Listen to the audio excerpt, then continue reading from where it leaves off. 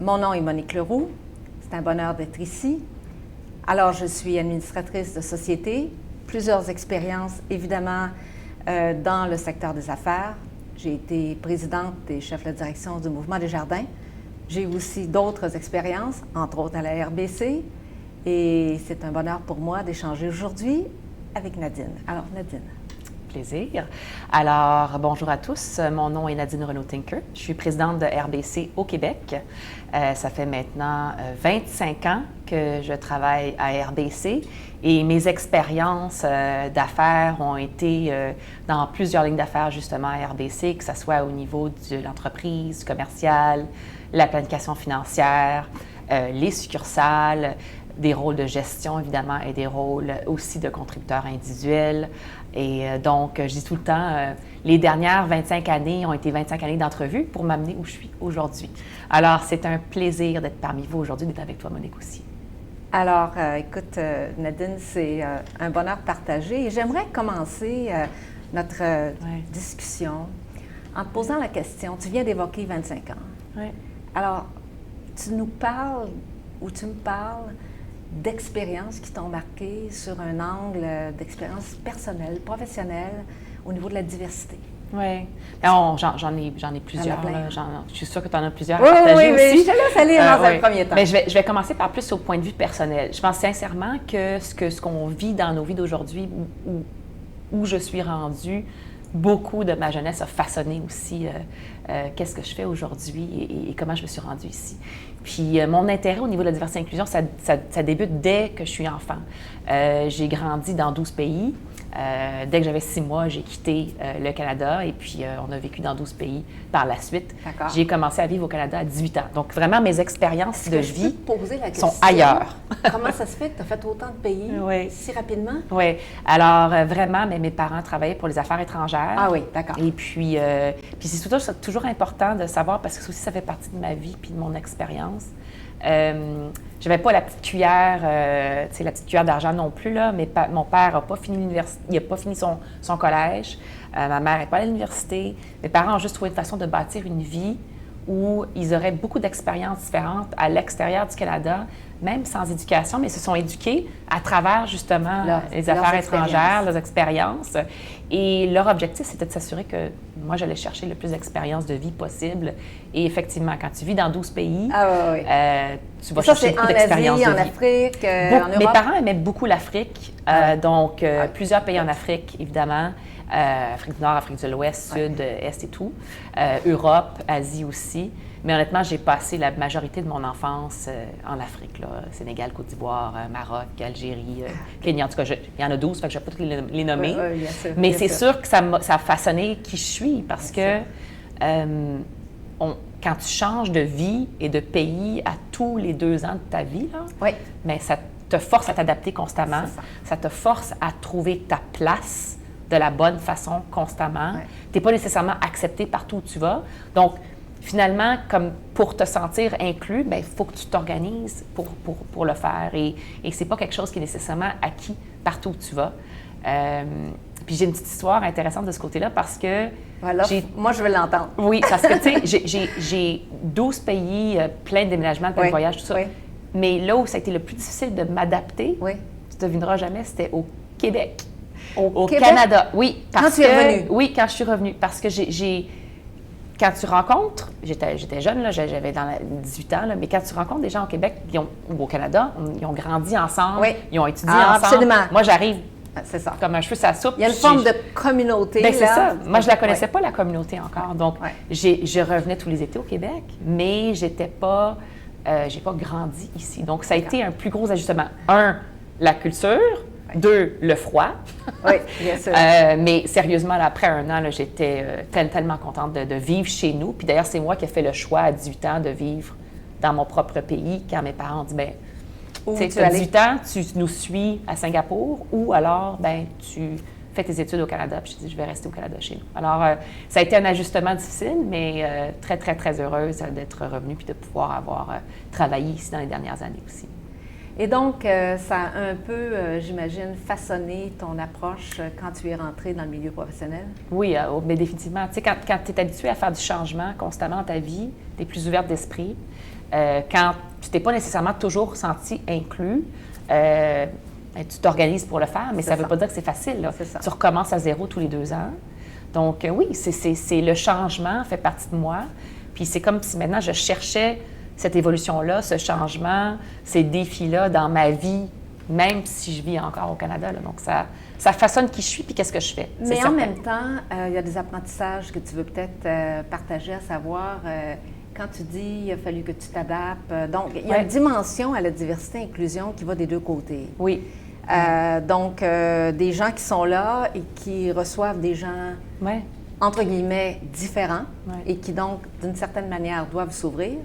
Mais en même temps, les gens qui joignent le groupe, qui joignent cette communauté, doivent aussi peut-être s'adapter. Tu veux nous partager qu'est-ce que tu as retenu de ça? Oui, parce que est-ce que ça va des 2 côtés, autrement dit? Est-ce que cette dimension de diversité, d'inclusion, il y a comme un effort partagé?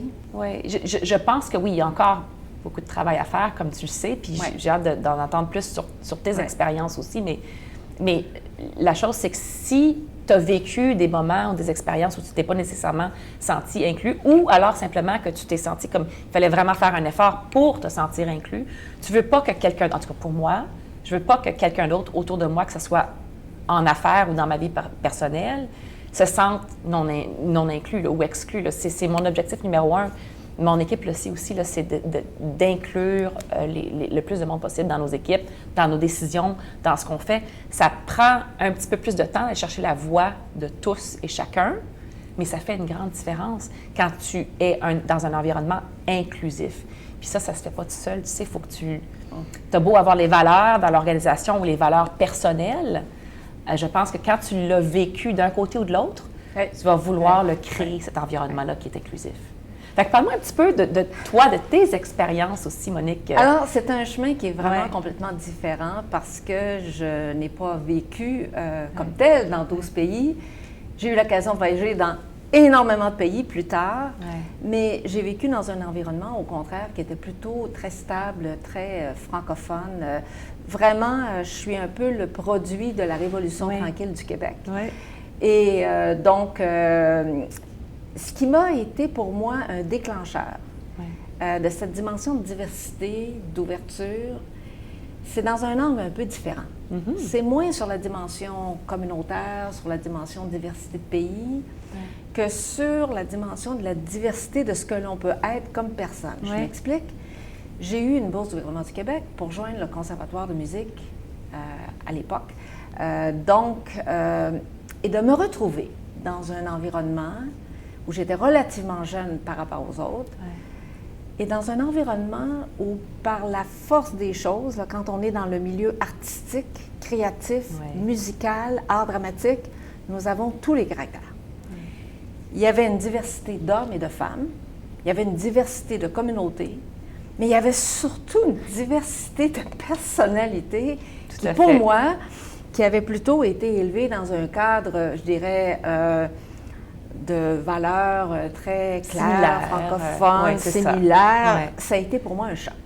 Et ça a été un choc de constater qu'il pouvait y avoir des gens, franchement, éminemment différents autour de moi, mais qui apportaient une contribution à ce moment-là. J'étais éblouie par leur capacité artistique, ce que j'étais très disciplinée, très organisée. Je pratiquais le piano, j'avais d'assez bons résultats, mais je n'avais pas cette espèce-là de niveau d'émotion que les autres avaient. Alors, ça m'a amenée à réaliser que c'était peut-être mieux pour moi d'aller faire un autre parcours et de choisir quelque chose d'autre. Et là, diversité d'expériences professionnelles complète.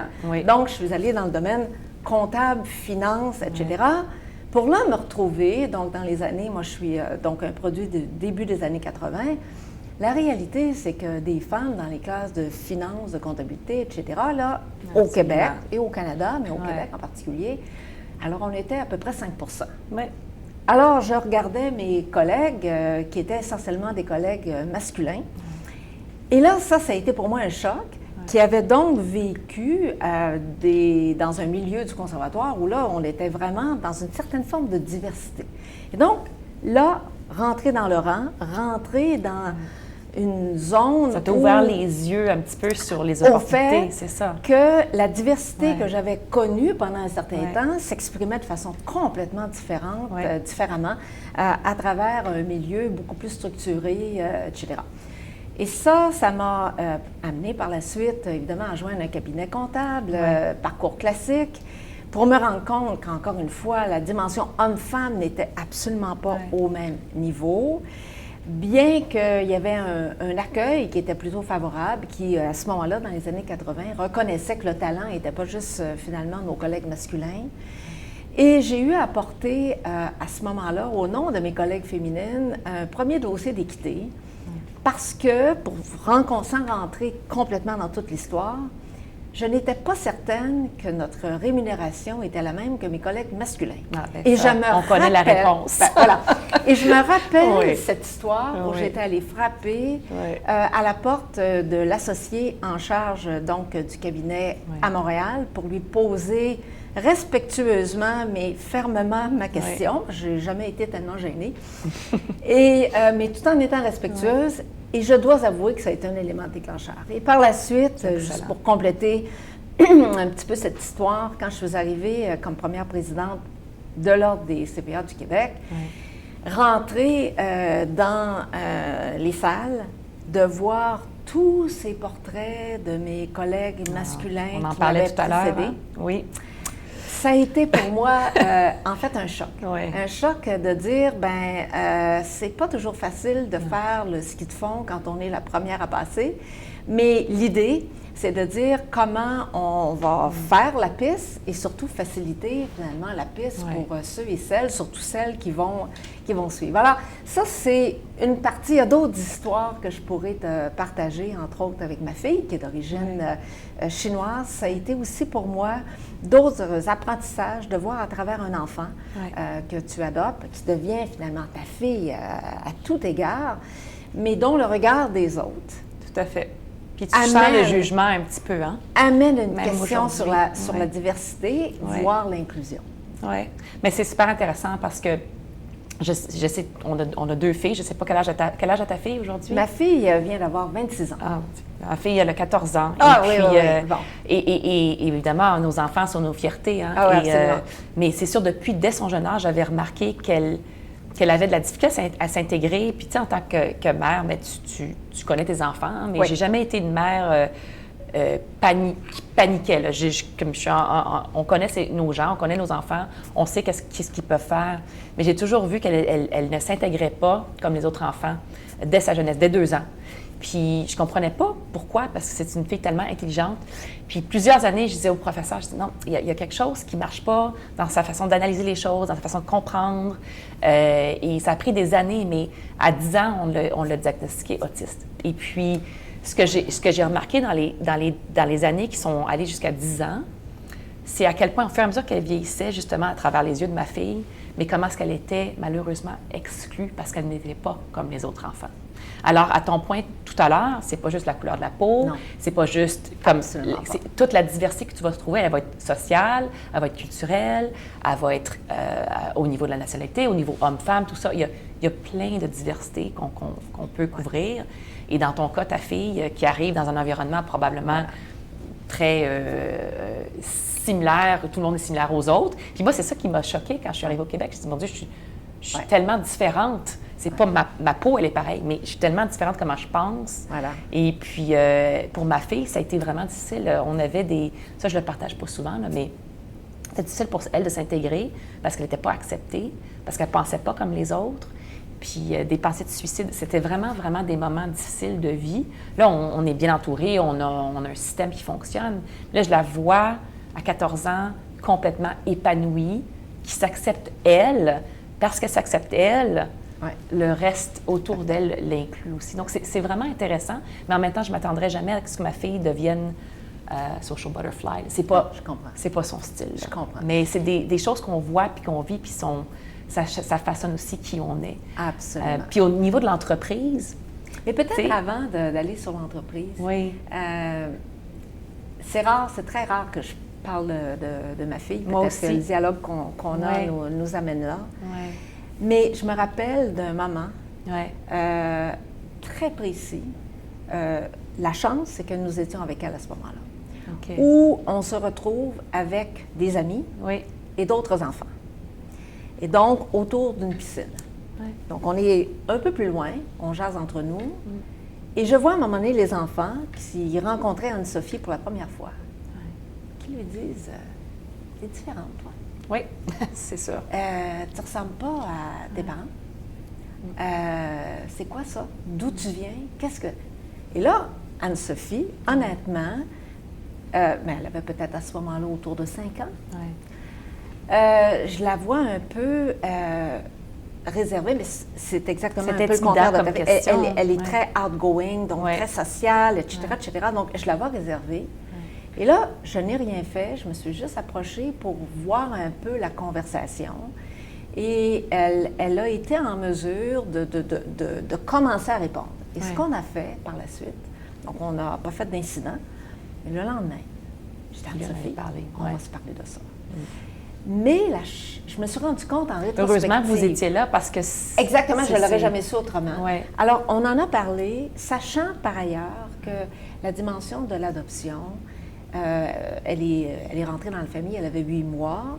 Donc, dès son jeune âge, les photos de l'adoption, etc., tout était là. Commençais le début. Donc, elle ne savait pas exactement, elle regardait ça sans trop savoir qu'est-ce que c'était. Donc, elle le savait, mais c'était la première fois que des personnes la confrontaient dans cette différence.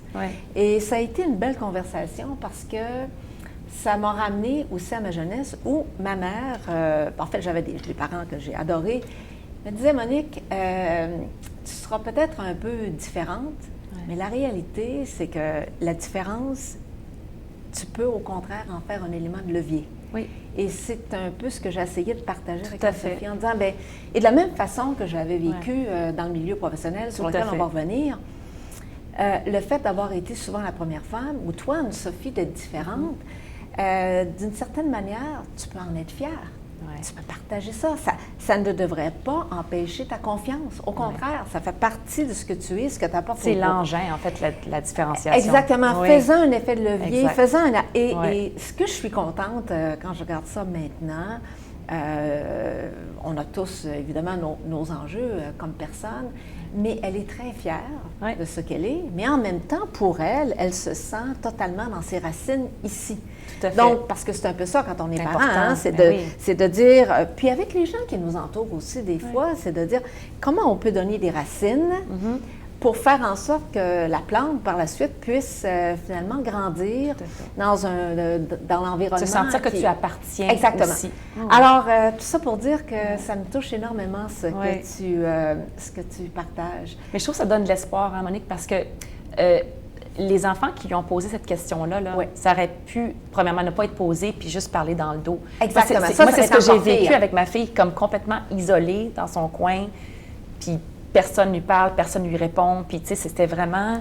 Puis tu sentais le jugement, là, pourquoi est-ce qu'elle ne répond pas, pourquoi est-ce qu'elle ne dit pas bonjour, pourquoi est-ce qu'elle ne te regarde pas, pourquoi... Mais non, mais c'est parce qu'elle elle pense différemment, là, tu sais, donc mais de reconnaître et de célébrer la différence, comme tu le dis avec ta fille, c'est tellement important. Moi, je suis tellement fière d'être différente, justement, et fière de ma fille qui est différente, que je veux lui donner l'énergie de remarquer que, justement, c'est elle qui va amener la différenciation dans le monde d'aujourd'hui. Mais allons-y maintenant dans une perspective professionnelle. Même si toi et moi, je pense que d'une certaine manière, on se ressemble sur le plan de nos valeurs fondamentales, puis notre façon de penser, parce que c'est pas juste une question de dire on va faire une politique, puis on va appliquer, puis il va y avoir des hommes, puis des femmes, puis c'est des chiffres. C'est tout autre. Une question d'attitude, une question finalement profonde au niveau de nos valeurs personnelles. Comment tu as vécu ça en entreprise? Comment tu vis ça, que ce soit à la RBC ou dans ton milieu, d'amener cette notion de diversité, d'inclusion en fonction de ton expérience? Mais tu sais, premièrement, comme je ne serais pas à RBC si les valeurs n'étaient pas alignées aux miennes. Fait que ça, c'est clair dans ma tête. Je sais que tu les connais très, très bien aussi. Et ça serait très difficile pour moi de représenter une organisation qui ne prône pas la diversité et l'inclusion vraiment au plus profond de nous-mêmes. Alors, il faut qu'il y ait un volet personnel, donc que tu sois un leader ou un gestionnaire ou un exécutif, bien, c'est quoi ta part là-dedans?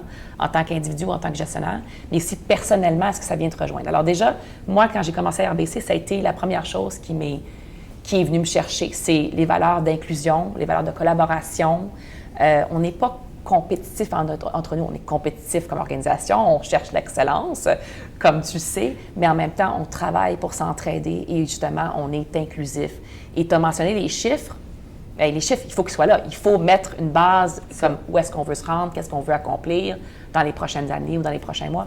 Mais les chiffres, on ne les aura jamais si on n'est pas authentique en tant que gestionnaire, en tant que leader et en tant qu'employé. Parce que ça commence par nous, mais aussi il faut que nos employés, mettons at the top, mettons at the bottom too. Il faut que les employés le sentent, le vivent et s'engagent aussi. Parce que la diversité et l'inclusion, c'est l'affaire de tous. L'exclusion, quand tu vois un événement qui exclut quelqu'un, que ce soit des micro-agressions, il y a beaucoup d'améliorations dans le monde d'aujourd'hui, là. Mais en même temps, c'est quand tu vois des micro-agressions qui se passent, est-ce qu'on lève le doigt pour dire ça, là, ça ne représente pas RBC ou quel que soit l'organisme comme tel. Il faut être capable de faire du speak-up de ce côté-là. Alors, du côté du gestionnaire, mais du côté aussi de chaque employé, de chaque individu, de faire une différence. Moi, c'est venu me chercher, mais je l'ai vu évoluer aussi dans les 25 dernières années, là. On s'entend, il n'y avait pas beaucoup de femmes au commercial ou à l'entreprise quand j'étais là. J'étais la première de tous mes clients, là, quand j'ai travaillé dans le logistique, là, puis tout ce qui est transport, quand j'étais au commercial. J'étais la première femme. Tu as commencé en quelle année? À RBC, en 98. 98. Oui. OK. Oui. Alors on s'est croisés On s'est croisés. Puis je te connaissais déjà sans te connaître. J'entendais parler de Monique Leroux, même si j'étais comme ailleurs, parce que je n'ai pas toujours été au Québec, comme tu le sais. Bien sûr. Oui. Donc, mais j'étais la première, comme quand tu travailles dans les succursales, qui était mon début de carrière, il y a une super belle diversité. On représente la communauté, hommes, femmes, minorités visibles. La communauté dans laquelle on travaille, ça fait partie de qui on est. Même que les femmes sont souvent même largement appelées à des rôles de service. C'est encore le cas, fait que faut évoluer ça. Mais quand tu rentres dans un monde de finance ou de corporatif ou de commercial, bien, on a pris un risque sur moi. Je n'avais pas encore mon MBA. J'avais étudié en psychologie puis en finance, mais pas en comptabilité. Là. Moi, là, j'ai fait psychologie, finance c'est un bon mariage. Oui, c'est ça. Et planification financière. Mais il fallait prendre un risque sur moi. La personne qui a un bel impact avec le client, dans la business, tout ça, beau leadership, mais qui n'a jamais travaillé en comptabilité comme telle, on va la mettre devant des clients entrepreneurs, des CEO, pour analyser des balance sheets. C'est ça la réalité. Là. Oui, le relationnel, ça se fait bien, mais le reste, la partie finance, il faut que tu comprennes. En tout cas, puis j'étais la première femme directeur de compte commercial à tous mes clients, et tous mes clients étaient tous des hommes, parce que j'étais dans une industrie qui était très homme. Je n'étais pas au niveau du retail ou quoi. Bien sûr. Alors, mais ça a été pour moi un révélateur. Je me dis, wow, bon, les gens se questionnent au début, première femme, on va voir qu'est-ce qu'elle sait faire. Mais je dis non, moi j'ai l'opportunité de justement, comme toi dans ton expérience de vie, dans tout ce que tu as fait, de donner l'exemple que justement une femme en affaires, ça peut avoir de l'impact. J'ai de l'entrepreneuriat dans le sang, dans le cœur, dans la tête. Moi, ça me fascine les entreprises, puis qu'est-ce que tu bâtis derrière une entreprise. Right? Alors, les chiffres, c'est juste des chiffres. Les chiffres, ça raconte une histoire. Exact. Donc, j'ai commencé à prendre ma place en tant que première femme dans ce rôle-là. Mais ça continue tout au long de ma carrière, même si on a beaucoup de diversité. Du moment où tu commences à rentrer en finance, tu le sais, là, ça s'améliore beaucoup, mais je suis encore souvent la seule femme autour de mes clients hommes, autour de la table. Mon équipe, j'ai de la diversité parce que nous, on le développe constamment. On fait très attention, on le vit tous les jours et on développe nos talents dès le jeune âge, là, pour avoir une belle diversité tout au long. Et c'est là que c'est intéressant, en fait, de constater comment, pour faire le point sur ce que tu disais, on peut faire la différence. Tout à fait. Et je pense que tu fais la différence, tu as fait la différence. Je crois aussi, d'une certaine manière, avoir pu contribuer à cette dimension, certainement homme-femme. Bien sûr. Parce que tu référais à ton expérience. Donc, on s'est croisés à ce moment-là. Et on est actuellement dans les locaux de RBC avec une vue fantastique sur Montréal, qui me rappelle beaucoup de souvenirs, qui me rappelle cette salle de conseil, pas très loin, avec ses portraits masculins un peu partout. très masculin. Et aussi, quand j'ai joint le mouvement Desjardins, Oui. Force est de constater que le mouvement, à ce moment-là, était plutôt à l'intérieur d'une communauté plutôt francophone du Québec, plutôt régionale, avec donc beaucoup de vigueur, beaucoup de belles valeurs, mais une ouverture un peu variable à l'ensemble des communautés, on va se le dire. Et puis une ouverture aussi qui était très mitigée sur l'ensemble de ce qui se passait sur la scène canadienne. Ouais. Nos statistiques à l'époque, pour avoir été dans une autre institution, étaient aussi plutôt faibles. Force est de constater au niveau des hommes et des femmes et de d'autres communautés.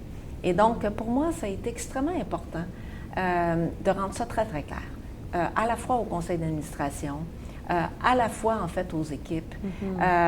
J'ai eu à faire, compte tenu de la crise financière, c'est 2008 à ce moment-là, donc ça nous a amené à des transformations dans toutes les organisations, certainement à la Royale, comme ça l'était chez Desjardins.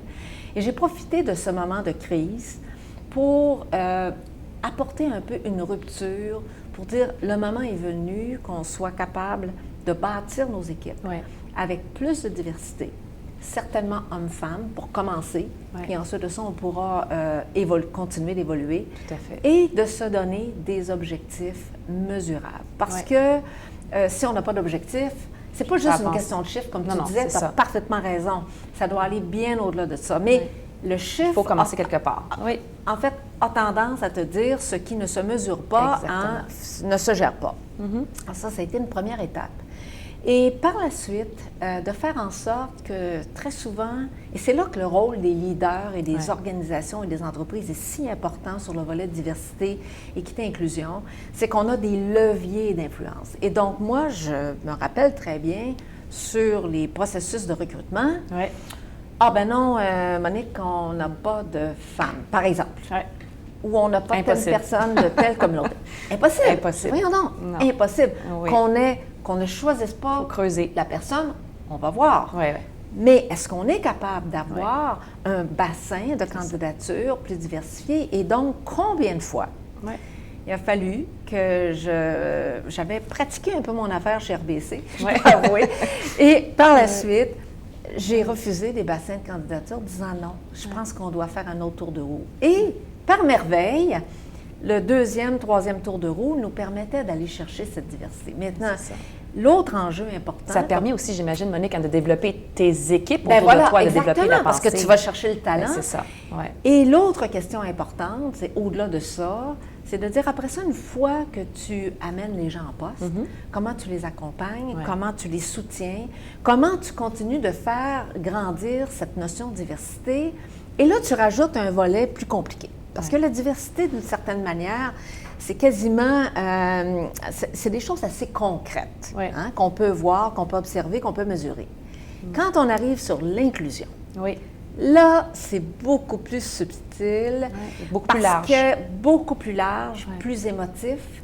Là, ça touche les dimensions psychologiques. Et ça touche les comportements, ça touche les regards, ça touche les inclusions.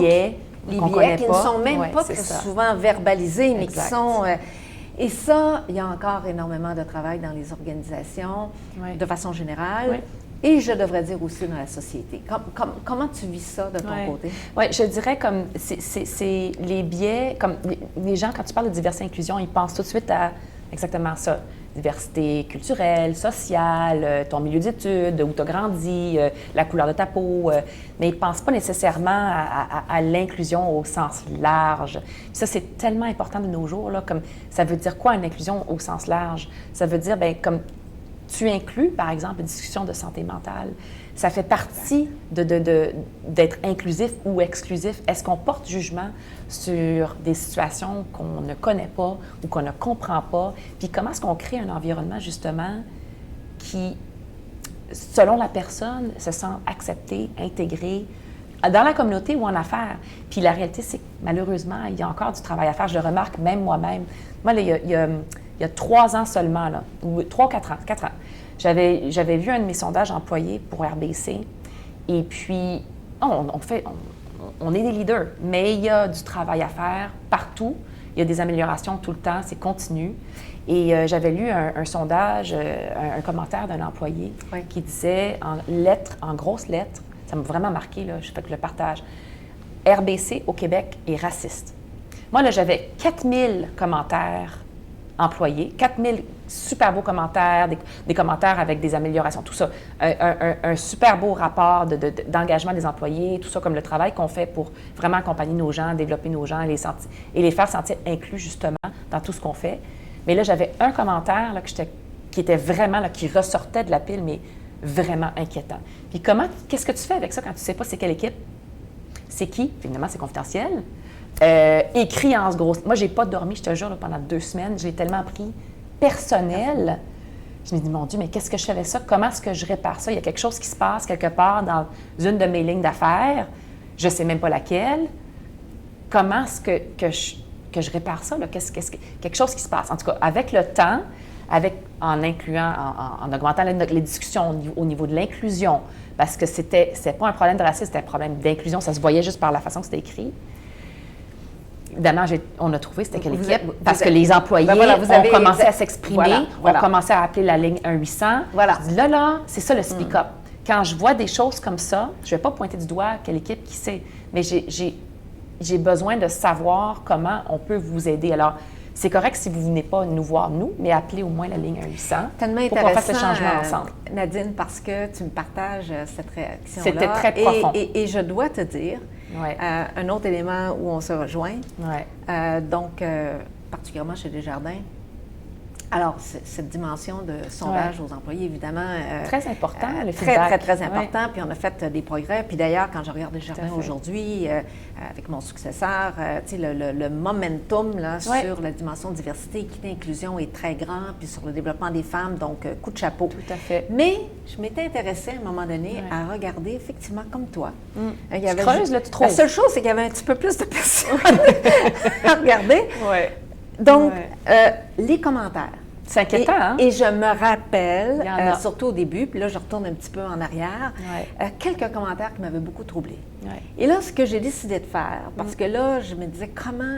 Parce qu'il faut voir que l'organisation était beaucoup plus décentralisée. Là, les modes de fonctionnement étaient différents, les instances étaient différentes. J'ai décidé, comme présidente, d'écrire un mot. D'ouvrir une ligne, en fait, même, qui était une petite ligne courriel très simple, en disant, si vous avez un partage, si vous avez quelque chose qui vous préoccupe, on peut seulement corriger, travailler sur les choses qu'on connaît. S'il vous plaît, sentez-vous en confiance, et c'était dans un mécanisme anonyme. Et ça nous a permis de recevoir des inputs. Alors donc, cette dimension du leader, si on revient, puis je pense que ça va, maintenant moi je suis plus administratrice de société, donc au niveau des conseils, je pense que créer ce climat d'ouverture, ce climat où les gens se sentent à l'aise de partager, d'exprimer, c'est le début et le chemin essentiel pour favoriser un environnement inclusif et qui est fondamentalement un dialogue que tu veux engager. Je te dirais que quand je regarde ça, il y a peut-être une autre expérience qui m'a beaucoup marquée. Et peut-être ça va te sonner une cloche aussi, compte tenu de ton vécu dans plusieurs pays. J'ai eu à un moment donné à agir comme présidente d'une organisation qui s'appelle l'Alliance coopérative internationale, qui regroupe au fond les coopératives d'à peu près une centaine de pays. Et donc, de réaliser que d'abord la diversité, on l'avait d'une certaine manière, sauf la diversité homme-femme sur laquelle il a fallu travailler. Mais la dimension de l'inclusion était extrêmement complexe. Parce que je me suis rendu compte qu'on peut dire les Asiatiques, mais les Asiatiques, attention, là, il y a le Japon, l'Inde, la Chine, l'Indonésie, le Népal, ce n'est pas un milieu qui est totalement homogène. Les comportements, quand vous vous retrouvez au Japon, ça n'a rien à voir des Chinois, voire des Indiens.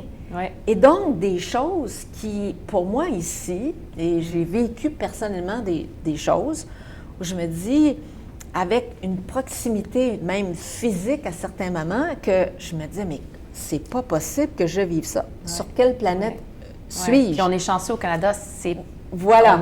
On a travail à faire, mais on représente bien en général là, avec différentes communautés. Exactement. Oui. Et moi, quand je regarde les choses aujourd'hui, donc je me dis que sur le plan sociétal, je pense qu'il y a des démarches qui ont été prises. Si je regarde par exemple au Québec, le gouvernement du Québec, quand il a décidé d'amener la notion de parité sur les conseils d'administration, ça a eu un impact extrêmement important sur l'ensemble de l'écosystème économique. Je pense qu'au Canada, de façon générale, nos dirigeants politiques ont aussi un engagement assez clair. C'est pas vrai, par ailleurs, sur l'ensemble du monde. Et il y a actuellement, il faut se le dire, des tendances. Moi, j'ai toujours regardé à un moment donné, comme plusieurs, les États-Unis comme étant un pays qui, au fond, avait un certain momentum, un certain impact sur la démocratie, sur le dialogue entre les différentes parties prenantes. Et quand on regarde actuellement, on ne va pas faire de politique aujourd'hui, mais quand on regarde ce qui se passe aux États-Unis, sans parler de d'autres pays, il y a cette montée de populisme, cette montée parfois d'extrême droite, voire d'extrême gauche, en fait, l'un ou l'autre, là.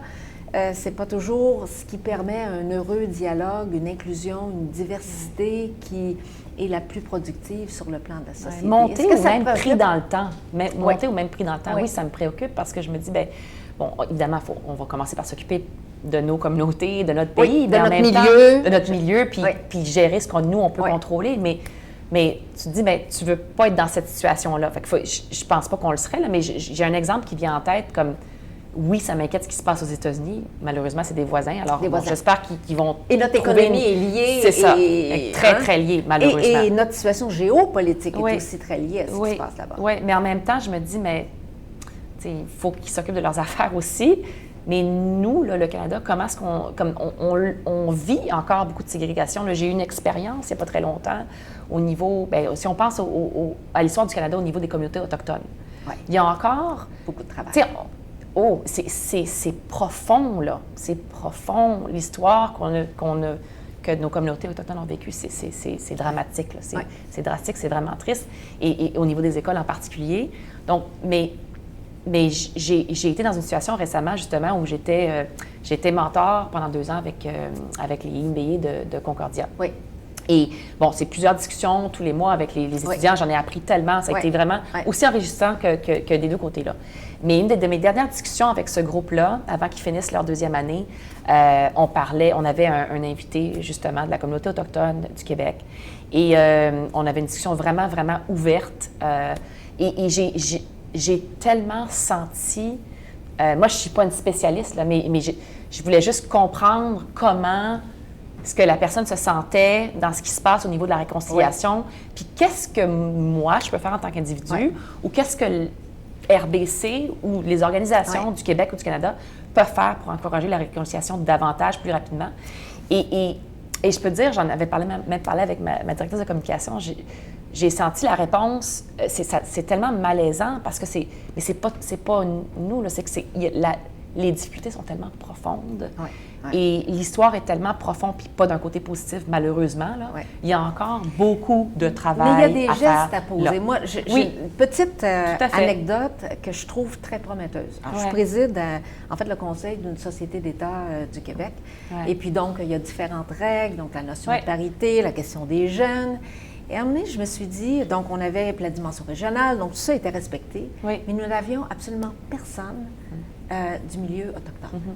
Et il y a encore de l'exclusion. Et on a invité 2 personnes, une extrêmement formée, sophistiquée, etc., mais qui est de cette origine, et l'autre qui est quelqu'un qui vit dans le milieu. Et on a eu cette semaine, en fait, une rencontre du conseil, les perspectives des 2. D'abord, une des personnes est arrivée avec un angle de discussion, de remarque, de conclusion qui était fondamentalement différent de ce qu'on pensait. Tout à fait. Et on s'est rendu compte aussi, sur le contenu, qu'il y a des morceaux qu'on est en train de complètement, en fait, de ne pas voir. Pas voir. Ça n'encourage pas la réconciliation. Non, absolument pas. Non. Donc, je me dis qu'il y a des gestes à poser et peut-être que quand je regarde toute ton expérience, puis je pourrais compléter par la suite, Quels sont les éléments que tu dirais là, les plus critiques en termes de, appelons ça, de facteurs de succès ou d'éléments qui t'apparaissent fondamentaux pour qu'on continue de progresser dans ce Bien, je dirais jamais. Mais, OK, non, je vais commencer par plutôt, je suis très optimiste parce que le monde change autour de nous. Nos nouvelles générations, nos jeunes grandissent dans des attentes que la diversité et l'inclusion et l'inclusion au grand I soient respectées. Ils n'ont pas peur de faire du speak-up, même si tu leur demandes pas. Il faut le demander, mais quand tu poses la question, tu as la réponse. Ça, je te garantis. Donc, poser les questions, creuser comme on le fait dans tout ce qu'on fait. Mais en même temps, ce n'est pas tout le monde qui va s'ouvrir. Hein? Donc, de ne pas avoir peur de poser la question, jamais prendre pour acquis que même si on vit dans un monde qui est beaucoup plus ouvert, beaucoup plus inclusif, on est chanceux au Canada d'avoir une belle diversité et des belles valeurs. Il y a encore, comme des exemples qu'on a donnés, du travail à faire, même quand tu leads, par exemple. Je dirais, c'est jamais prendre pour acquis. Le travail n'est jamais fini. Savoir qu'est-ce qui fonctionne, où est-ce qu'on a fait des améliorations en tant que personne, individu, société, entreprise, parce qu'il y a beaucoup de beau travail qui a été fait et ça continue, mais aussi comprendre ou identifier où il y a encore des énormes gaps, dont l'exemple de nos...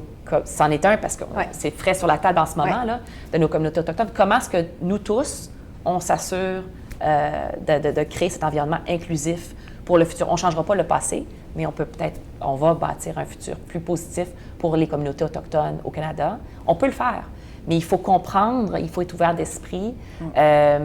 Des actes comme toi, tu as posé à inviter justement des gens de la communauté pour vous parler, pour répondre à vos questions, pour expliquer qu'est-ce qui se passe. Et être autour de table aussi. Oui, et être autour de table. Et peut-être même faire les communautés autochtones à travers la... Je suis en train de penser à ça, justement, à comme me promener à travers le Québec, parce qu'il y a des différences entre les 5 communautés autochtones partout au Québec. Énormément. Donc, comprendre c'est quoi qui est important pour eux, puis comment est-ce qu'on peut s'entraider et travailler ensemble. Donc, pour moi, jamais rien prendre pour acquis. Toujours continuer la conversation sur l'inclusion, parce que pour moi, la diversité, là, c'est comme... Là, ça devrait faire partie de ta vie, là, quelle que soit l'entreprise, quelle que soit l'organisation. Passons la conversation au mot inclusion, puis qu'est-ce que ça veut dire, se sentir inclus dans une communauté, dans une entreprise ou comme individu. Puis créons cet environnement-là autour de nous. Là. Puis quand tu vois quelque chose qui ne devrait pas être dit ou fait, bien, il faut en parler.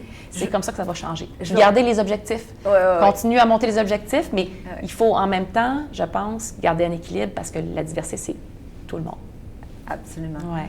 J'aimerais, en fait, rebondir peut-être sur certains des points. Je vais y aller avec des C, parce qu'en t'écoutant, ça m'est venu. Puis bon, alors je me dis, moi, ce que je vois comme élément essentiel dans cette poursuite de diversité, équité, inclusion, c'est de poursuivre la conversation. La conversation amène d'abord un échange. Tout à fait. Amène un autre C, une communication. Puis la communication, bien, c'est à la fois dire, mais c'est à la fois écouter. Et ça, c'est le point de départ. La communication nous amène à la connaissance. Parce qu'en matière de diversité, d'équité, inclusion, je pense qu'à un moment donné, il y a une dimension de connaissance de l'individu, l'éducation à faire connaissance de l'autre, la dimension de l'éducation. Ça m'amène à dire qu'après la connaissance, ça te prend de la conviction. Alors, la conviction, puis je pense que des leaders comme toi et d'autres, on le vit. Et si on a cette conviction profonde, ça va nous amener à amener d'autres à partager cette conviction. Et je pense qu'avec ça, on est capable de bâtir la confiance. J'adore tes C. La confiance. Je vais les garder. La confiance, la communication. Exactement. Je vais rajouter la conviction, la connaissance. Oui, c'est ça. Et puis, finalement, cette confiance fondamentale qui est à la base de toute relation humaine et de ce que l'on est, parce qu'il y a quelque chose que ma mère, je vais peut-être conclure là-dessus, m'a toujours dit, elle m'a dit, Monique, on peut avoir bien des choses dans la vie, mais à la fin, plus on avance, elle est décédée, elle avait 96 ans, avec toute sa tête et tout ça. Elle me dit, c'est la relation avec les personnes. Tout à fait. Qui est la chose la plus importante. Le reste, finalement, a tendance à disparaître. Alors, soyons à ce moment-là des personnes qui propageons cette confiance. C'est super inspirant. Ça me fait penser à... On me demande souvent, c'est comme quand tu penses à une célébrité ou quelque chose quelqu'un qui t'inspire. Je pense souvent à Maya Angelou. Les gens vont oublier ce que tu as dit, ils vont oublier ce que tu as fait, mais ils vont jamais oublier comment tu les as fait sentir. Pour moi, la discussion qu'on a eue aujourd'hui dans ton aspect de connexion, connectivité, communication, confiance, moi, ça vient me chercher parce que c'est exactement ça. Tu ne peux pas avoir un impact en tant que leader aujourd'hui, que ce soit en tant que gestionnaire ou au niveau de la diversité et inclusion, si tu n'es pas connecté avec tes gens, avec tes clients ou tes équipes ou tes communautés ou ton conseil. Il faut absolument que les valeurs soient reflétées dans qui tu es et dans qui ils sont autour de toi. Alors c'est un bonheur, Nadine, d'avoir échangé avec toi c'est un plaisir, Monique. Sur tous ces éléments-là et de pouvoir voir qu'à travers des parcours un peu similaires, une différence aussi d'âge qu'il nous faut reconnaître, ça fait partie de la diversité, ça Tout aussi. On échange de façon, je dirais, profonde sur plusieurs sujets sur lesquels on se rejoint. Alors, merci beaucoup du partage. Alors, ça m'a fait plaisir également. Merci, Monique.